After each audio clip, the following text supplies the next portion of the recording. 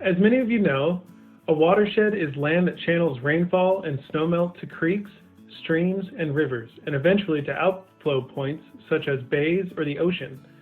The Calapooia Watershed Council is named after the Calapooia River, although the name Calapooia belongs to the indigenous peoples who have tended this part of the valley since time immemorial. Watershed councils focus on the health of the watershed.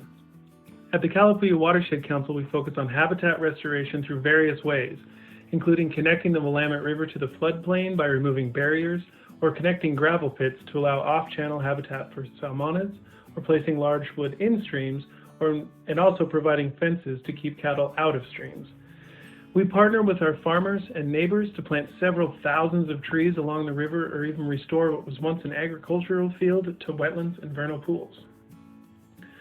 Of equal importance to the health of our watershed is youth education. The Calapooia Watershed Council is committed to helping make the connection between the students in Greater Albany Public Schools, Central Lynn School District, and Harrisburg School District to the outdoors and the importance of watersheds.